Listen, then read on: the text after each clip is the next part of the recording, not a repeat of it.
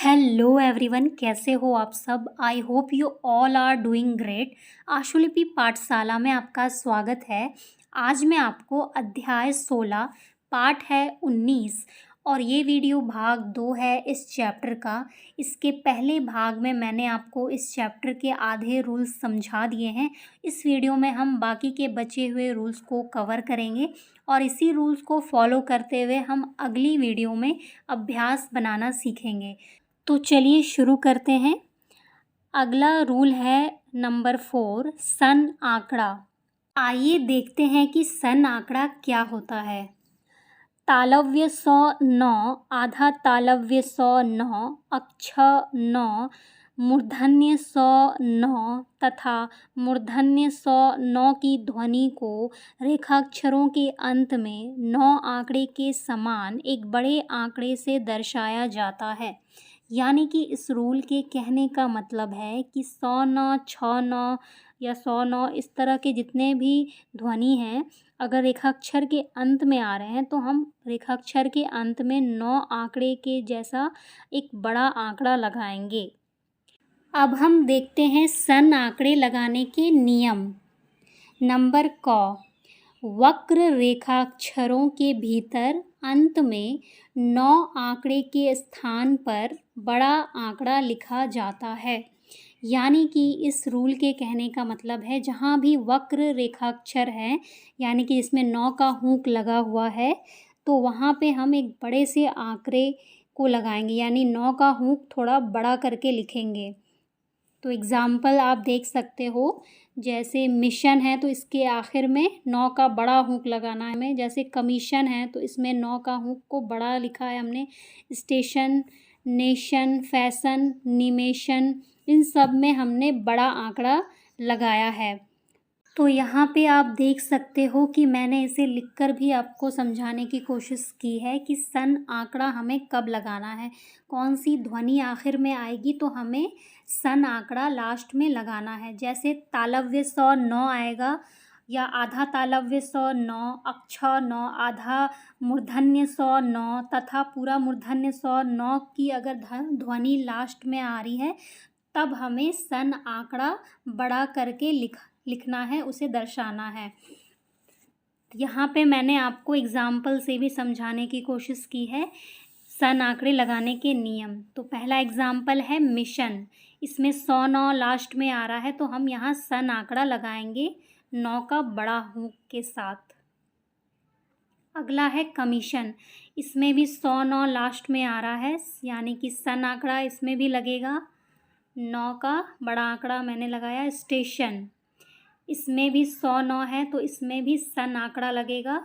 जैसे कि नेशन, इसमें भी ध्वनि 109 की आ रही है तो हम सन आंकड़ा लास्ट में बड़ा सा हुक लगाएंगे। जैसे अगर आ रहा है फैशन, यहाँ भी हम सन आंकड़ा बड़ा सा लगाएंगे, फैशन। अगर आ रहा है निमेशन, इसमें भी मूर्धन्य 109 का ध्वनि आ रहा है लास्ट में तो हम सन आंकड़ा लगाएंगे। आपको बस यही याद करना है, इन सब ध्वनियों को हमेशा ध्यान में रखना है, तभी आप सन आंकड़े को समझ सकते हो। आप इसे अच्छे से नोट कर लो।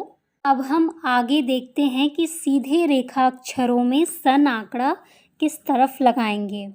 ख नंबर हम देखते हैं, च, छ, ज, झ, त, थ, द तथा ध के प्रारंभ में यदि कोई वृत्त या आंकड़ा इत्यादि न हो तो सन आंकड़ा इन रेखाक्षरों की दाहिनी ओर लिखा जाता है। यानी कि इस रूल में कह रहा है कि शुरू में अगर च, छ, ज, झ, त, थ, द तथा ध अगर आ रहा है और इनमें वृत्त या आंकड़ा नहीं लगा हुआ है तब हम दाहिनी तरफ सन आंकड़ा लगाएंगे। इसे मैं आपको एग्ज़ाम्पल से समझाने की कोशिश करती हूँ। जश्न है तो इसमें जौ में ना तो वृत्त लगा है ना ही आंकड़ा लगा है, तो हम इसमें सन आंकड़ा दाहिनी तरफ लगाएंगे।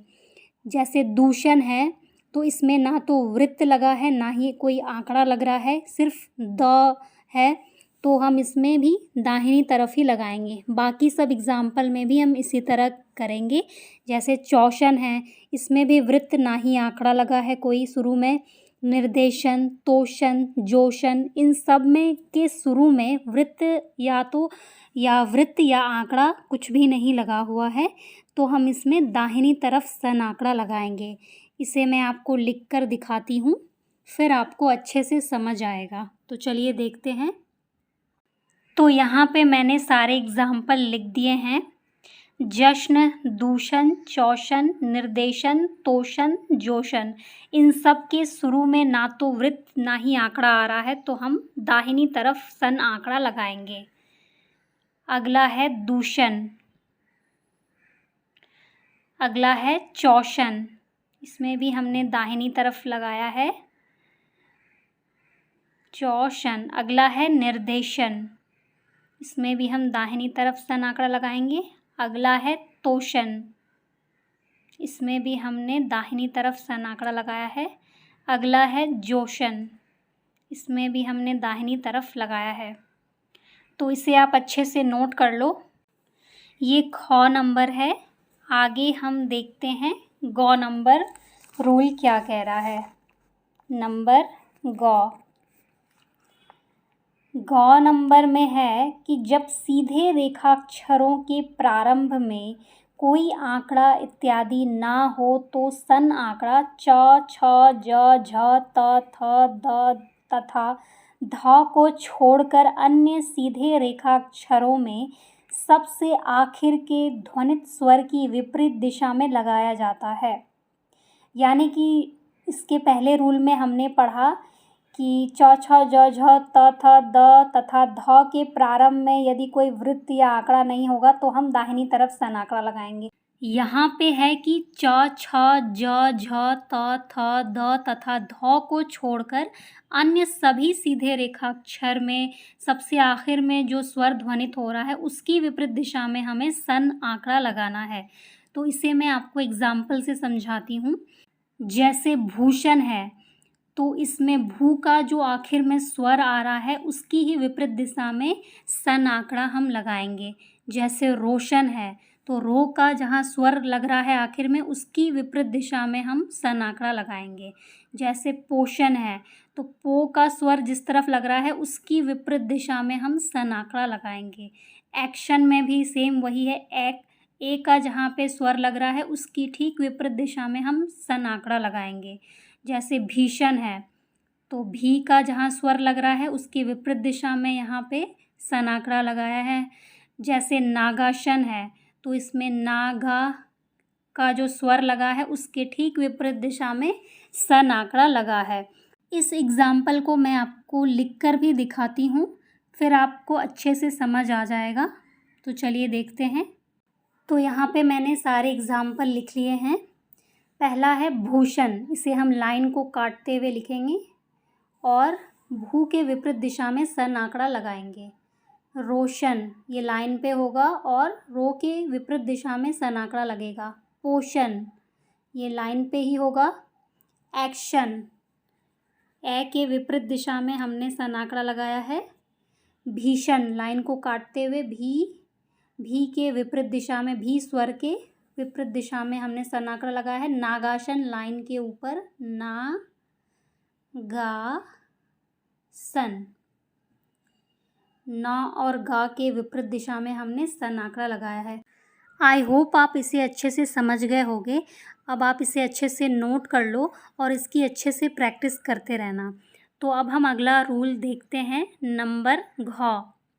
इस रूल में कह रहा है कि सीधे रेखाक्षरों के प्रारंभ में यदि कोई आंकड़ा सवृत्त या चाप या बड़ा वृत्त हो तो सन आंकड़ा सदा विपरीत दिशा में लिखा जाएगा। यानी कि इस रूल के कहने का मतलब है कि सीधे रेखाक्षर के अगर प्रारंभ में कोई आंकड़ा या सवृत्त या कोई चाप या फिर बड़ा वृत्त बन रहा हो तो हम उसके ठीक विपरीत दिशा में सन आंकड़ा लगाएंगे। तो चलिए मैं इसे आपको एग्जाम्पल से समझाती हूँ। जैसे कृष्ण है तो इसमें क र का आंकड़ा लग रहा है, तो इसके हम ठीक विपरीत दिशा में सन आंकड़ा लगाएंगे। जैसे अगला एग्जाम्पल है दर्शन, तो इसमें द र का आंकड़ा लग रहा है, तो इसके हम ठीक विपरीत दिशा में सन आंकड़ा लगाएंगे। जैसे सेक्शन है तो इसमें 100 का वृत्त लग रहा है, तो इसके ठीक विपरीत दिशा में हम सन आंकड़ा लगाएंगे। जैसे अगला है सुभाषण, इसमें 100 का वृत्त बन रहा है, तो हम इसके ठीक विपरीत दिशा में सन आंकड़ा लगाएंगे। जैसे अगला है घर्षण, इसमें घ और र का आंकड़ा लग रहा है, तो हम इसके ठीक विपरीत दिशा में सन आंकड़ा लगाएंगे। जैसे परिकर्षण, इसमें प र का आंकड़ा लग रहा है, तो हम इसके ठीक विपरीत दिशा में सन आंकड़ा लगाएंगे। अब मैं आपको इस सारे एग्जाम्पल को लिखकर भी दिखाती हूँ, तब आप इसे अच्छे से समझ सकते हो। पहला एग्जाम्पल है कृष्ण, इसे हम लाइन पे लिखेंगे और इसके ठीक विपरीत दिशा में सन आंकड़ा लगाएंगे। क र का आंकड़ा, फिर विपरीत दिशा में सन आंकड़ा। अगला है दर्शन, लाइन पे होगा और द र के विपरीत दिशा में सन आंकड़ा होगा। अगला है घर्षण, ये लाइन पे होगा, घ र का आंकड़ा और विपरीत दिशा में सन आंकड़ा। अगला एग्जाम्पल है सेक्शन, ये लाइन से ऊपर 100 का आंकड़ा लगा है और वे ठीक विपरीत दिशा में सन आंकड़ा। अगला है सुभाषण, इसमें 100 का वृत्त लग रहा है और इसके ठीक विपरीत दिशा में सन आंकड़ा लगा है। परिकर्षण, इसमें प र का आंकड़ा लगा है और इसके ठीक विपरीत दिशा में सन आंकड़ा हम लगाएंगे। अब हम आगे देखते हैं रूल नंबर 5। इस रूल में कह रहा है कि लौ क, लौ अक्ष, लौ ग, लौ घ के पश्चात सन आंकड़ा बाईं गति से लिखा जाता है। यानी कि लौ क, लौ अक्ष, लौ ग, लौ घ ये सब अगर आ रहा है शब्द के पहले, तो इनके पश्चात हम जो सन आंकड़ा है बाईं तरफ लिखेंगे। इसे मैं आपको एग्जाम्पल से समझाने की कोशिश करती हूँ। जैसे पहला एग्जाम्पल है लक्षण, तो इसमें लौ और अक्ष आ रहा है, तो इस रूल में यही कह रहा है अगर लौ और अक्ष आएगा किसी भी शब्द में, तो हम इसके ठीक विपरीत दिशा में सन आंकड़ा लगाएंगे। जैसे विलक्षण है, तो इसमें भी लौ और अक्ष बीच में आ रहा है, तो इसके ठीक विपरीत दिशा में सन आंकड़ा लगेगा। जैसे लेगेशन है, तो इसके ठीक विपरीत दिशा में सन आंकड़ा लगेगा, इसमें लौ और गौ आ रहा है। अब मैं आपको इन सब एग्जाम्पल को लिखकर दिखाती हूँ, फिर आप अच्छे से समझ जाओगे। जैसे पहला एग्जाम्पल था लक्षण, तो लौ और अक्ष आ रहा है, तो हम सन आंकड़ा ठीक बाईं तरफ लगाएंगे इसके विपरीत दिशा में, लौ और क, लक्षण। जैसे अगला है विलक्षण, तो इसमें वो लौ, इसमें लौ और अक्ष बीच में आ रहा है, तो हमने बाईं तरफ सन आंकड़ा लगाया। जैसे लेगेशन, इसमें लौ गौ आ रहा है, तो हमने बाईं तरफ सन आंकड़ा लगाया है। आई होप आप अच्छे से समझ गए होंगे, इसे आप अच्छे से नोट कर लो। अब हम अगला एग्जाम्पल देखते हैं। अब हम अगला रूल देखते हैं, रूल नंबर 6। ये रूल कह रहा है जब 100 न यानी कि सन आंकड़े से पूर्व 100 ज या फिर तालव्य 100 ध्वनित हो, तो सन आंकड़ा और 100 वृत्त और उसी गति से रेखा को काटते हुए छोटे से आंकड़े से दर्शाया जाता है और तृतीय स्वर आंकड़े के निकट लगाया जाता है। यानी कि इस रूल के कहने का मतलब है कि सन आंकड़े से पूर्व अगर 100 ज या फिर तालव्य 100 बीच में ध्वनित हो रहा है, तो हम 100 वृत्त और सन आंकड़े दोनों को साथ में ही लगाकर लिखेंगे। यानी कि एक छोटे से आंकड़े से दर्शाएंगे और जो तृतीय स्वर आएगा तो हम उसे इसी आंकड़े के निकट में लगाएंगे। तो मैं आपको इस एग्जाम्पल से समझाने की कोशिश करती हूँ। पहला एग्जाम्पल है विशेषण, इसमें सन आंकड़े से पूर्व तालव्य 100 ध्वनित हो रहा है, तो हम वह को नीचे से ऊपर की ओर लाइन को काटते हुए 100 वृत्त और सन आंकड़े के साथ ही आंकड़ा बनाएंगे। अगला एग्जाम्पल है पोजीशन, तो इसमें सन आंकड़े से पूर्व बीच में ज ध्वनित हो रहा है, तो हम प लिखेंगे और 100 वृत्त और सन आंकड़े को दोनों को साथ में मिलाकर लिखेंगे और तृतीय स्वर जो आ रहा है ठीक उसके बगल में लगाएंगे। मैं आपको इस एग्जाम्पल को लिखकर भी दिखाती हूँ। पहला एग्जाम्पल है विशेषण, तो इसमें हम व को नीचे से ऊपर की ओर लिखेंगे, 100 वृत्त और सन आंकड़ा साथ लिखेंगे। अगला है पोजीशन, पौ, सौवृत्त और सन आंकड़ा और तृतीय स्थान का स्वर मैंने उसके बगल में लगाया है। अब हम अगला रूल देखते हैं, रूल नंबर 7। ये रूल कह रहा है जब सौ नौ यानी कि सन आंकड़ा शब्द के मध्य में ध्वनित तालव्य सौ हो और उपयुक्त नियमों के अनुसार लगाना सरल हो तब भी इसका प्रयोग किया जाता है।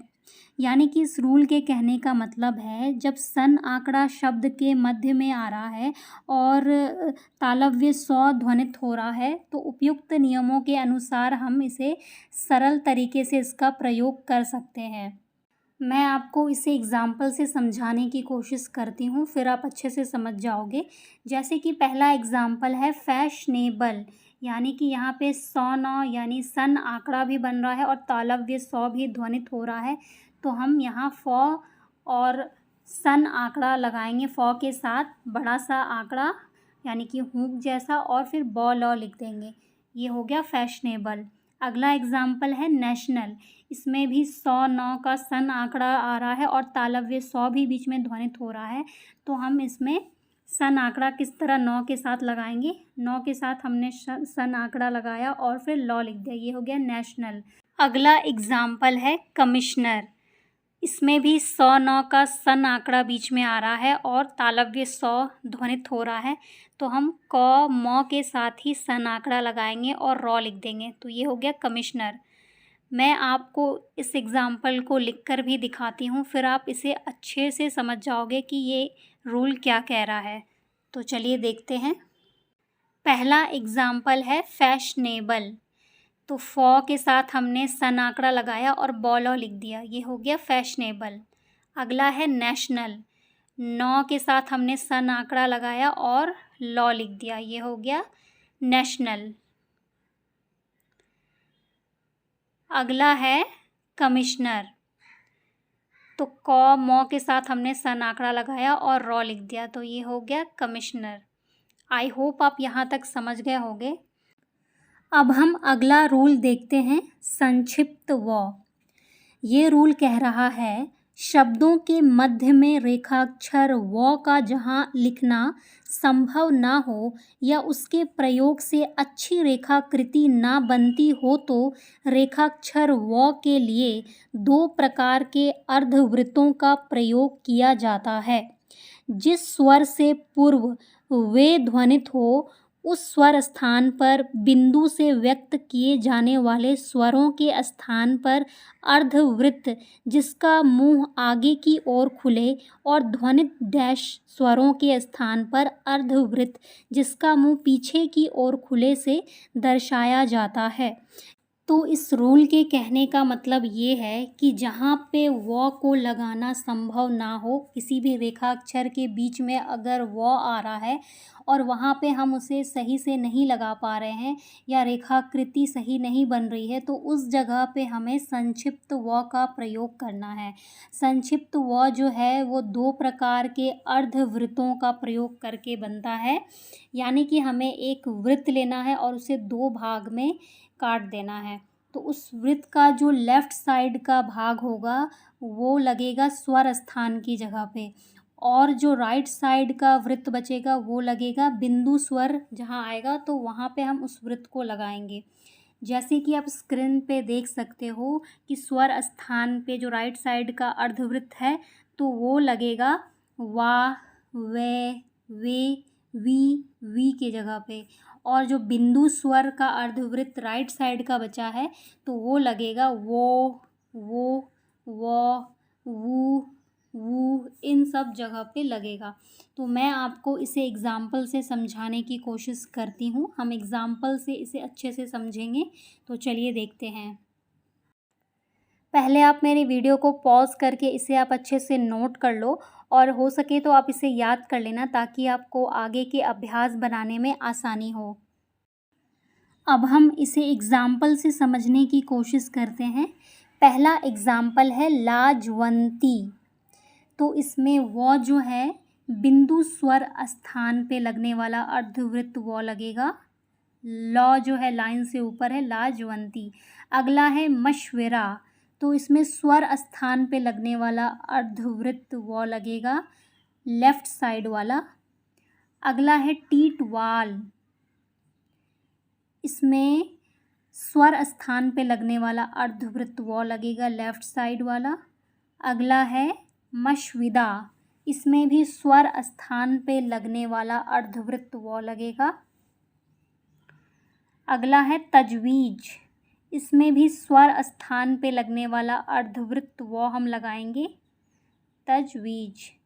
अगला है लाजवाब, इसमें भी स्वर स्थान पे लगने वाला अर्धवृत्त वो लगेगा लाजवाब। आई होप आप इसे अच्छे से समझ गए होंगे। अब आप मेरी वीडियो को पॉज करके इसे आप अच्छे से नोट कर लो और एक वर्ड की आपको 5-5 लाइनें प्रैक्टिस करनी है। अगर आपको ये अच्छे से समझ आ गया तो आपको इस चैप्टर के अभ्यास बनाने में आसानी होगी। अब हम दूसरा रूल देखते हैं, रेखा अक्षर। आधा म प, पूरा म प, आधा म ब, पूरा म ब तथा आधा म भ, पूरा म भ की ध्वनियों को गाढ़े म से व्यक्त किया जाता है। यानी कि इस रूल के कहने का मतलब है कि किसी भी रेखा अक्षर में अगर इस तरह की ध्वनि आ रही है, म प म ब म भ की ध्वनि आ रही है, तो हम म को गाढ़ा करके दिखाएंगे। तो इसे मैं आपको एग्जाम्पल से समझाने की कोशिश करती हूँ। चलिए एग्जाम्पल देखते हैं। पहला एग्जाम्पल है पम, तो इसमें म प की ध्वनि आ रही है तो हम प और म को ही लिखेंगे और म को गाढ़ा कर देंगे। ये हो गया पम। अगला है बम, तो इसमें ब लिखेंगे और म प के लिए म को ही हम गाढ़ा कर देंगे। अगला है चाम, तो इसमें भी हम म को ही गाढ़ा करेंगे चौ लिख करके। अगला है आरंभ, इसमें हम र लिख कर म को ही गाढ़ा करेंगे आरंभ। आई होप आप इसे अच्छे से समझ गए होंगे। अब हम आगे देखते हैं। अब हम अगला एग्जाम्पल देखते हैं रेखाक्षर ल के बारे में। नंबर क, प्रारंभ में रेखाक्षर ल से पूर्व यदि कोई स्वर ध्वनित हो और उसके पश्चात क, ख, ग, घ, न, अंग तथा म, डार्क म में से कोई रेखाक्षर हो तो अधोगामी ल का प्रयोग किया जाता है। यानी कि इस रूल के कहने का मतलब है कि ल से पूर्व यानी कि पहले अगर कोई स्वर ध्वनित हो रहा है और उसके ठीक पश्चात क, ख, ग, घ, न, अंग, म, डार्क म में से कोई भी रेखा अक्षर अगर आ रहा है तो हम अधोगामी यानी कि ऊपर से नीचे की ओर आने वाले ल का प्रयोग करेंगे। अगर ल के बाद अगर कोई स्वर आ रहा है तो हम ऊर्ध्वगामी ल का प्रयोग करेंगे, यानी कि नीचे से ऊपर की ओर ल का। आई होप आप इसे समझ गए होंगे। अब मैं इसे आपको एग्जाम्पल से समझाने की कोशिश करती हूँ, फिर आप और अच्छे से समझ जाओगे। पहला एग्जाम्पल है लोक, इसमें ल के बाद स्वर लग रहा है तो हम नीचे से ऊपर की ओर जाने वाले ल का प्रयोग करेंगे, यानी कि ऊर्ध्वगामी ल का। अगला है इलाका, इसमें ल से पहले स्वर आ रहा है तो हम ऊपर से नीचे की ओर वाले ल का प्रयोग करेंगे, यानी कि अधोगामी ल का प्रयोग करेंगे। ये हो गया इलाका। अगला है लेखा, इसमें हम ऊर्ध्वगामी ल का इस्तेमाल करेंगे, नीचे से ऊपर की ओर जाने वाले ल का। अगला है आलक, तो इसमें स्वर पहले आया है तो हम ऊपर से नीचे की ओर ल लिखेंगे, अधोगामी ल।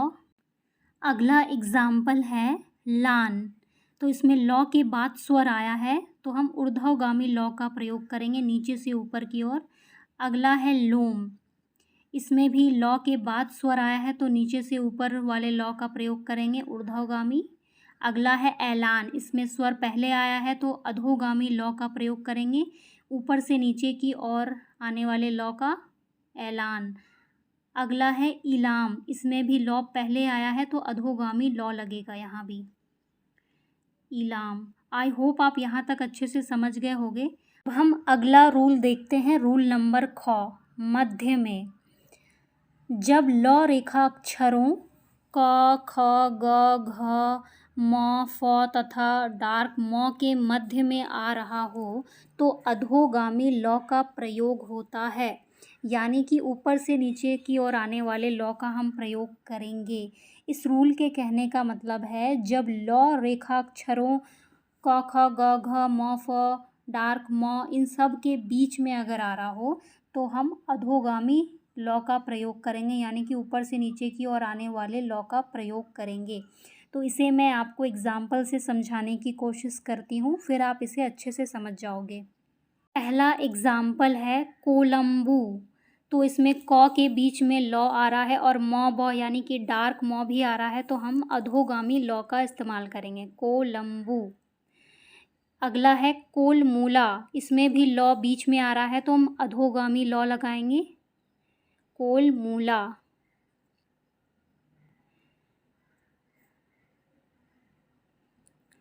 अगला है कालम। इसमें भी लॉ क के बीच में आ रहा है तो हम अधोगामी लॉ लगाएंगे, कालम। अगला है फिल्म। इसमें फ के बीच में लॉ आ रहा है तो हम अधोगामी लॉ का प्रयोग करेंगे। आई होप आप यहाँ तक अच्छे से समझ गए होंगे। अब हम आगे वाक्यांश देखते हैं। वाक्यांश को आपको अच्छे से याद करना होता है और ये हर एक चैप्टर में आपको मिलेगा। तो नंबर क वाक्यांश क्या कह रहा है कि 9 आंकड़े का प्रयोग न, ने, नहीं, दिन तथा पूर्ण के लिए किया जाता है। यानी कि अब हम 9 को पूरा नहीं लिखेंगे।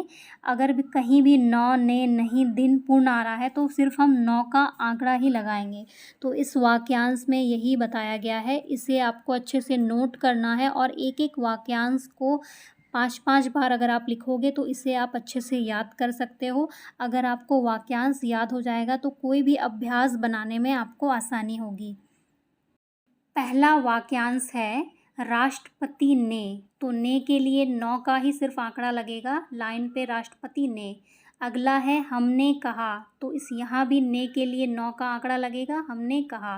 अगला है इस ओर नहीं। नहीं के लिए 9 का आंकड़ा, व्यवस्था नहीं। यहाँ भी नहीं आ रहा है तो 9 का ही आंकड़ा लगेगा। अगला है सभी दिन। तो दिन के लिए सिर्फ 9 का आंकड़ा लगेगा। अब हम आगे देखते हैं। अगला वाक्यांश है बुरे दिन। तो दिन के लिए सिर्फ 9 का ही आंकड़ा लगेगा, बुरे दिन। अगला है एक ना एक दिन। तो 9 और दिन दोनों के लिए सिर्फ 9 का आंकड़ा लगाएंगे। मानो या ना मानो। तो 9 के लिए सिर्फ 9 का आंकड़ा। अगला है यही नहीं कह सकते। नहीं के लिए हमने सिर्फ 9 का आंकड़ा लगाया और कह सकते। आशापूर्ण। तो यहाँ हमने सिर्फ 9 का आंकड़ा लगाया 9 के लिए। भक्तिपूर्ण। यहाँ भी हमने सिर्फ 9 का आंकड़ा लगाया। संकटपूर्ण। तो यहाँ भी 9 का ही आंकड़ा लगेगा। निराशापूर्ण। तो यहाँ भी 9 के लिए सिर्फ 9 का आंकड़ा लगेगा शॉर्ट में। शशिपूर्ण। यहाँ भी सिर्फ 9 का आंकड़ा लगेगा। अगला है संकोचपूर्ण। तो यहाँ भी 9 का सिर्फ आंकड़ा लगेगा। अब आप मेरी वीडियो को पॉज करके इसे आप अच्छे से नोट कर लो और ये पूरे वाक्यांश को आपको याद करना है। आप एक वाक्यांश को 5-5 लाइन में लिख करके याद करो, फिर आपको ये अच्छे से याद हो जाएगा। अब हम आगे देखते हैं नंबर ख।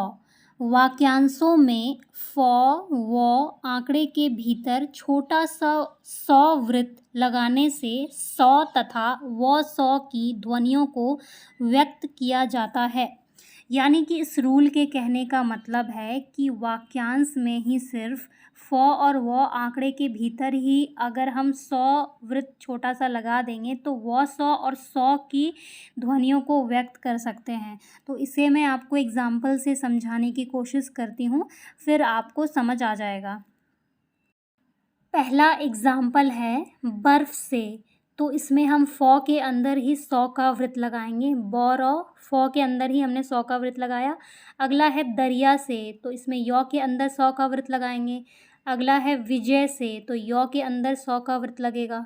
सराफ से। तो इसमें फ के अंदर ही 100 का वृत्त लगेगा। अगला है तकल्लुफ़ से। तो फ के अंदर ही 100 का वृत्त लगेगा। अगला एग्जाम्पल है कुवश। इसमें व के अंदर ही 100 का वृत्त लगाएंगे। अगला है लज्जावश। इसमें व के अंदर ही हम 100 का वृत्त लगाएंगे। अगला है लालचवश। इसमें व के अंदर ही 100 का वृत्त लगाएंगे। तो ये वाक्यांश बहुत ही इम्पॉर्टेंट है, इसे आप अच्छे से नोट करके याद कर लेना। अगर आप वाक्यांश अच्छे से बना लेते हो तो आपको कोई भी अभ्यास या फिर सेंटेंस बनाने में आसानी होगी आगे। तो चलिए अब हम शब्द चिन्ह देखते हैं। शब्द चिन्ह भी बहुत ही इम्पॉर्टेंट होते हैं, वो हर एक चैप्टर में आपको मिलेंगे, उसे भी आपको याद करना होता है। तो चलिए देखते हैं कि पहला शब्द चिन्ह क्या है। तो पहला शब्द चिन्ह है अचंभा, लाइन के ऊपर। अगला है विध्वंस, ये लाइन को काटते हुए हम लिखेंगे विध्वंस। अगला है बारंबार, ये लाइन के ऊपर हम लिखेंगे बारंबार। अगला शब्द चिन्ह है समीप, इसे हम लाइन पे लिखेंगे। अगला है मुमकिन, लाइन से नीचे। अगला शब्द चिन्ह है मुबारक, मुबारकबाद, मुबारकवादी, लाइन के नीचे। अगला है गंभीर, गंभीरता, लाइन के ऊपर। अगला शब्द चिन्ह है निर्वाचित, इसे हम लाइन के ऊपर लिखेंगे। अगला शब्द चिन्ह है प्रिय, लाइन को काटते हुए। अगला शब्द चिन्ह है बेफिक्र, बेफिक्री, लाइन पे। अगला शब्द चिन्ह है बहन, बहने, बहनों, यहाँ पे मैंने बहने लिख दिया है, आप उसे ठीक कर लेना। अगला शब्द चिन्ह है महान, ये लाइन के ऊपर होगा। अब हम आगे देखते हैं। अगला शब्द चिन्ह है कठिन, कठिनाई, कठिनता, तो ये लाइन को काटते हुए होगा। अगला शब्द चिन्ह है निर्वाचन, नादर्ण, नारायण, ये लाइन से ऊपर होगा। मैंने बड़ा लिखा है इसे, आप छोटा लिखना लाइन से ऊपर। अगला शब्द चिन्ह है संबंध, संबंधी, संबंधित, तो ये लाइन से ऊपर होगा। अब आप मेरी वीडियो को पॉज करके ये सारे शब्द चिन्ह अच्छे से नोट कर लेना। शब्द चिन्ह और वाक्यांश दोनों को आपको लिखकर अच्छे से याद कर लेना है। अगर आप शब्द चिन्ह और वाक्यांश याद कर लेते हो तो आपको किसी भी सेंटेंस को बनाने में कोई दिक्कत नहीं आएगी। मैंने आपको इस चैप्टर के सारे रूल्स समझा दिए हैं। अब अगली वीडियो में हम इस चैप्टर के अभ्यास बनाना शुरू करेंगे। अगर आपको बुक की PDF चाहिए तो मैं इस वीडियो के डिस्क्रिप्शन में उसका लिंक डाल दूँगी, वहाँ से आप उसे डाउनलोड कर सकते हो। अगर आपको कोई भी डाउट हो तो आप मुझसे इंस्टाग्राम या फिर फेसबुक पर पूछ सकते हो। Okay, thanks for watching.